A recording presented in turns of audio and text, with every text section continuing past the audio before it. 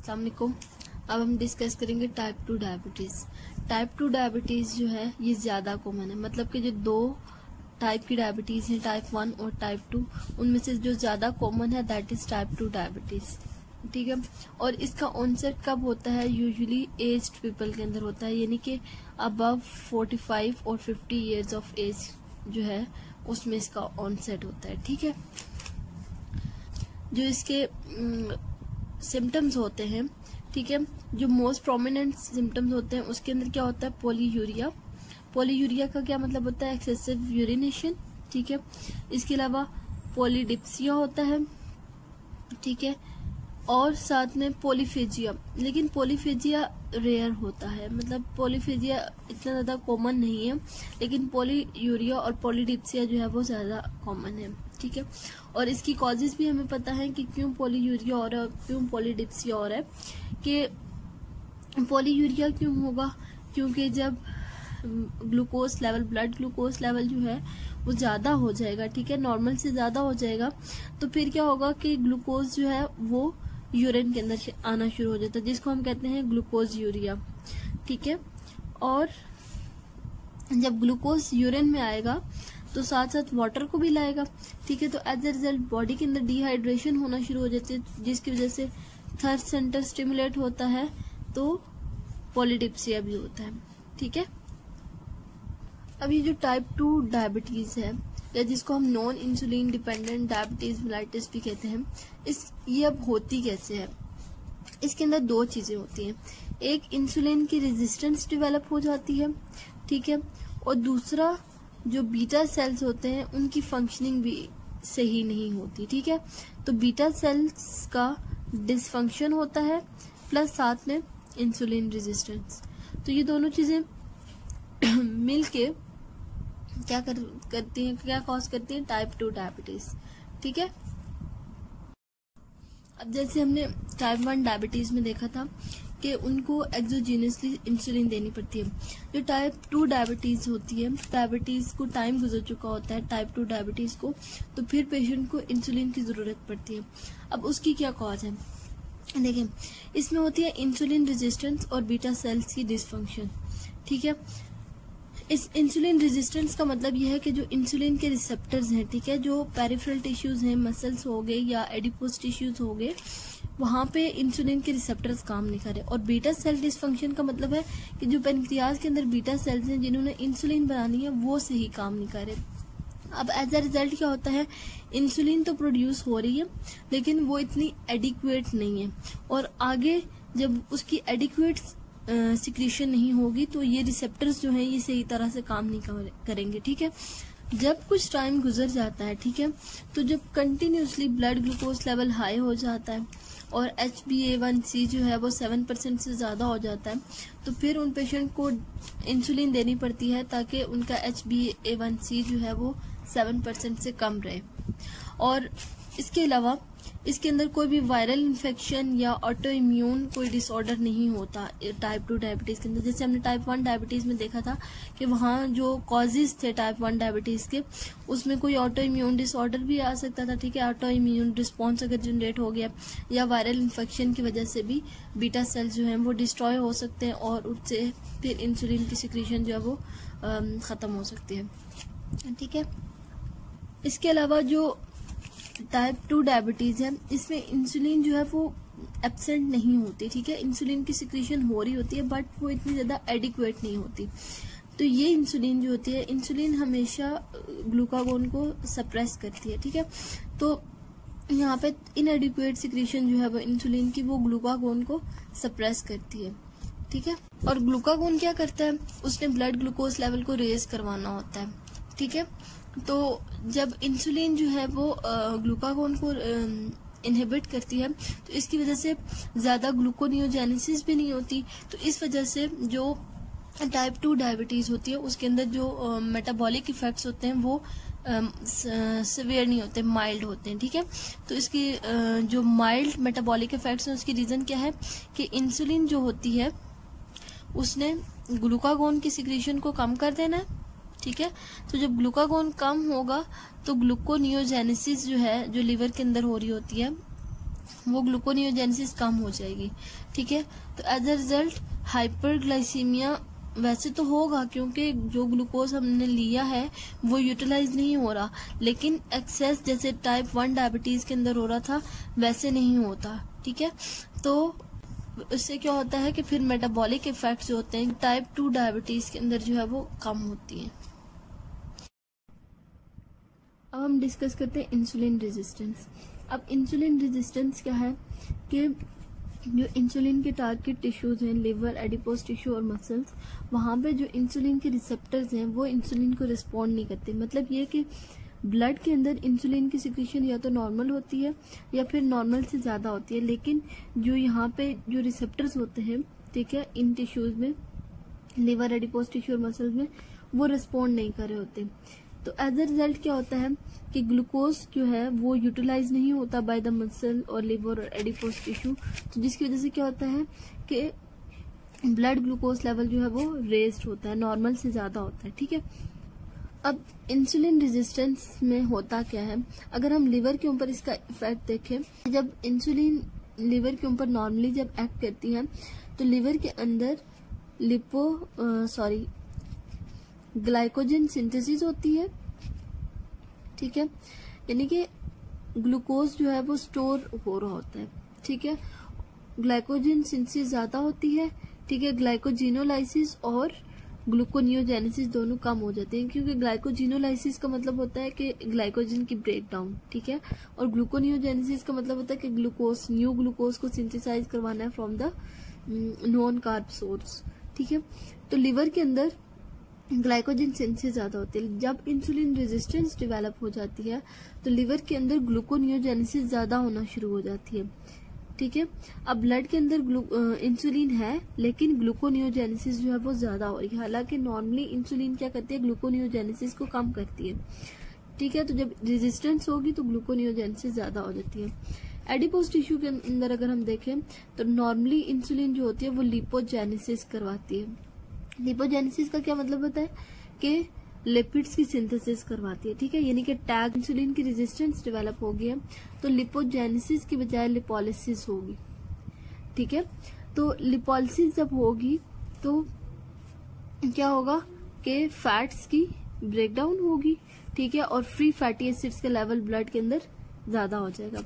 और मसल की हमें पता है कि मसल ने जो है वो वर्क करना है तो वहां पे एनर्जी चाहिए और एनर्जी के लिए मसल जो है वो ग्लूकोज को यूज करते हैं, ठीक है। इंसुलिन रेजिस्टेंस का जो सबसे मोस्ट कॉमन कॉज है दैट इज ओबेसिटी, ठीक है। ओबेसिटी में क्या होता है कि इंसुलिन रेजिस्टेंस डेवलप हो जाती है, इसीलिए जो ओबीस इंडिविजुअल होते हैं उनके अंदर टाइप 2 डायबिटीज का रिस्क ज्यादा होता है। लेकिन हमने पहले ही बात की थी कि टाइप 2 डायबिटीज के लिए इंसुलिन रेजिस्टेंस और बीटा सेल्स का डिसफंक्शन दोनों होना जरूरी है। अगर बीटा सेल का डिसफंक्शन नहीं है, सिर्फ इंसुलिन रेजिस्टेंस डेवलप हो गई है, तो उसमें क्या होता है, देखिए इंसुलिन रेजिस्टेंस या इंसुलिन के रिसेप्टर सही काम नहीं कर रहे, ठीक है।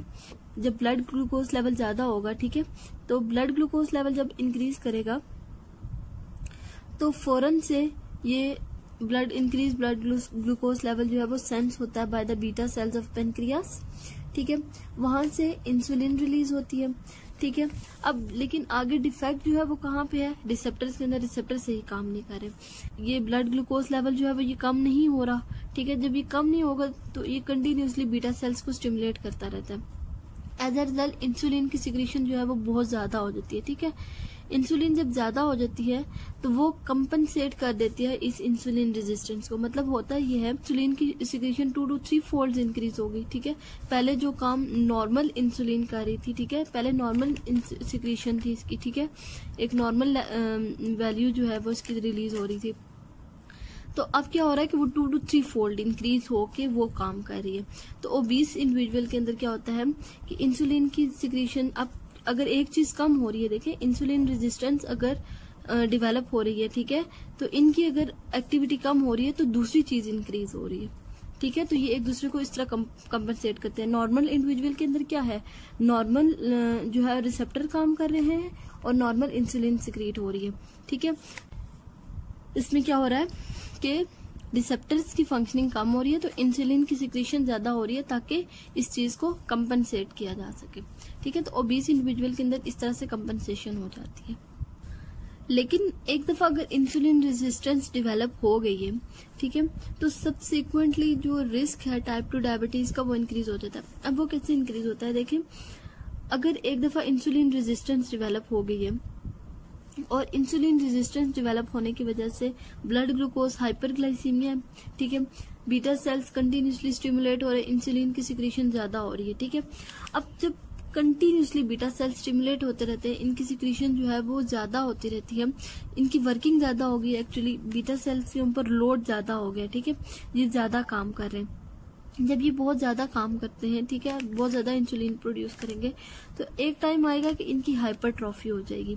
ठीक है, जब इनकी हाइपरट्रॉफी होगी तो उससे फिर क्या होगा, जो बीटा सेल्स होंगे, ठीक है, इनकी फंक्शनिंग डिस्टर्ब हो जाएगी। ठीक है, यानी कि जब इनका फंक्शन जो है वो डिस्टर्ब होगा तो क्या होगा कि इंसुलिन की सिक्रीशन अफेक्ट होगी। ठीक है, तो फिर इंसुलिन की सिक्रीशन आहिस्ता आहिस्ता कम होना शुरू हो जाएगी, तो फिर उन पेशेंट्स के अंदर क्या हो जाता है, डायबिटीज डेवलप हो जाती है। फिर दोनों चीजें आ गई ना, एक इंसुलिन रेजिस्टेंस पहले ही, अब बीटा सेल जो है वो भी सही काम नहीं करे, तो फिर उनके अंदर टाइप 2 डायबिटीज डेवलप हो जाती है। ठीक है, इंसुलिन रेजिस्टेंस जो होती है वो वेट गेन से इंक्रीज होती है। ठीक है, वेट गेन से इंक्रीज होगी और वेट लॉस से कम हो जाती है। ठीक है, अब जब वेट गेन होता है तो हमें पता है कि एडिपोज टिश्यू जो है वो ज्यादा हो जाते हैं। ठीक है, तो एडिपोज टिश्यू जो है इनमें से कुछ सिक्रीशन रिलीज होती है जो कि इंसुलिन रेजिस्टेंस करवाती है। ठीक है, अब इन सिक्रीशन में से कौन कौन सी सिक्रीशन है, कोई भी inflammatory substance, for example interleukin 6, ठीक है, जो एडिपोज टिश्यू से रिलीज होता है वो क्या करवाता है, इंसुलिन रेजिस्टेंस। इसके अलावा ट्यूमर नेक्रोसिस फैक्टर, ठीक है, अल्फा, ये भी क्या करवाता है, ये भी इन्फ्लामेटरी सब्सटेंस है, इन्फ्लामेशन कॉज करवाता है, इसलिए ये क्या करता है, इंसुलिन रेजिस्टेंस डेवलप करता है। तो इसका मतलब ये हुआ कि अगर इन्फ्लामेटरी सब्सटेंसेस इंसुलिन रेजिस्टेंस करवा रहे हैं तो इसका मतलब ये है कि इन्फ्लामेशन जो है उससे क्या होती है, इंसुलिन रेजिस्टेंस डेवलप होती है। ठीक है, इसके अलावा एडिपोज टिश्यू से एक हार्मोन रिलीज होता है जिसको हम कहते हैं लेप्टिन।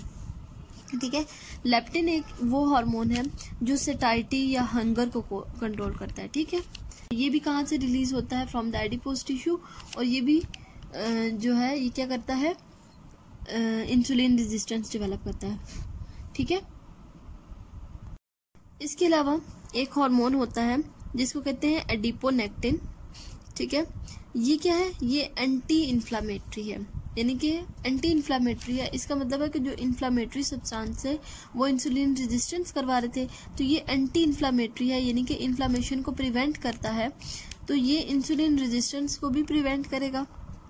ठीक है, जब इसकी सिक्रीशन कम हो जाएगी, इन सब की सिक्रीशन जब ज्यादा होगी तो इंसुलिन रेजिस्टेंस डेवलप होगी।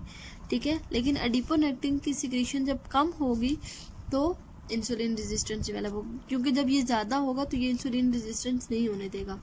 तो जब इसकी सिक्रीशन कम हो जाएगी तो फिर क्या हो जाएगा, इंसुलिन रेजिस्टेंस डेवलप हो जाएगी। ठीक है, इसके अलावा हमें पता है कि इंसुलिन की रेजिस्टेंस से जो फ्री फैटी एसिड्स हैं वो ब्लड के अंदर ज्यादा हो रहे हैं, तो ये फ्री फैटी एसिड भी इंसुलिन रेजिस्टेंस करवाते हैं। ठीक है, फर्दर ग्लूकोज का अपटेक बाय द सेल जो है उसको कम करते हैं और इंसुलिन रेजिस्टेंस डेवलप करते हैं। ठीक है, अब जब ये फ्री फैटी एसिड जो है वो ज्यादा हो रहे हैं तो हमें पता है कि फैटी एसिड्स की जो फैट है या तो वो टीसीए साइकिल में जाते हैं, ठीक है, या फिर वो टैग्स भी बनाते हैं। ठीक है, तो जब लिवर के अंदर फैट्स ज्यादा हो जाता है तो उसको हम कहते हैं फैटी लिवर। ठीक है, ये जो फैटी लिवर होता है हेपेटिक स्टेटोसिस, इसको हम नॉन अल्कोहलिक फैटी लिवर कहते हैं। नॉन अल्कोहलिक क्यों कह रहे हैं, क्योंकि जो लोग अल्कोहल लेते हैं उनके अंदर भी फैटी लिवर होता है, लेकिन इस केस में ये जो पेशेंट है ये अल्कोहल नहीं ले रहा, तो इसलिए इसको हम कहेंगे नॉन अल्कोहलिक फैटी लिवर। ठीक है, और अब अगर साथ में इन्फ्लामेशन भी है, ठीक है, तो इन्फ्लामेशन भी अगर लिवर की होगी और साथ में लिवर फैटी भी है, ठीक है, तो उससे एक सीरियस कंडीशन डेवलप हो जाती है जिसको हम कहते हैं नॉन अल्कोहलिक स्टीटोहेपेटाइटिस। ठीक है, अब दूसरी चीज आ जाती है बीटा सेल्स का डिसफंक्शन होना। अब मैंने आपको पहले भी बताया था कि जब कंटिन्यूसली बीटा सेल जो है वो इंसुलिन प्रोड्यूस करते रहते हैं तो उनकी हाइपरट्रॉफी हो जाती है, ठीक है। और हाइपरट्रॉफी से क्या होगा कि बीटा सेल जो होते हैं वो अपना काम करना छोड़ देते हैं। और दूसरी मैंने ये बात भी आपको बताई थी कि जो ओबीस इंडिविजुअल होते हैं उनके अंदर क्या होता है कि इंसुलिन की सिक्रीशन ज़्यादा होती है ताकि कंपनसेशन हो सके इंसुलिन रेजिस्टेंस की, ठीक है। तो जब बीटा सेल्स अब डिफेक्टिव हो जाएंगे तो पहले जो बीटा सेल कंपनसेशन करवा रहे थे इंसुलिन की सिक्रीशन ज़्यादा करवा के, अब वो कंपनसेशन नहीं होगी, ठीक है।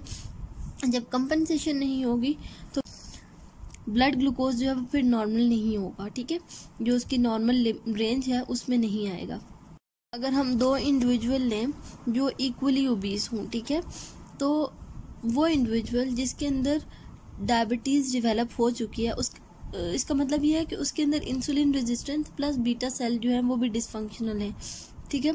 ये दोनों चीज़ें हैं। और दूसरा इंडिविजुअल जो है, क्योंकि ओबीस इंडिविजुअल के अंदर इंसुलिन रेजिस्टेंस डेवलप हो जाती है तो उसके अंदर सिर्फ इंसुलिन रेजिस्टेंस है, तो उसका ब्लड ग्लूकोज लेवल जो है वो compare to that diabetic patient वो नॉर्मल होगा, ठीक है। और जो डायबिटिक पेशेंट होगा उसके अंदर हाइपरग्लाइसीमिया डेवलप होगा क्योंकि डायबिटीज़ डेवलप हो जाती है, ठीक है।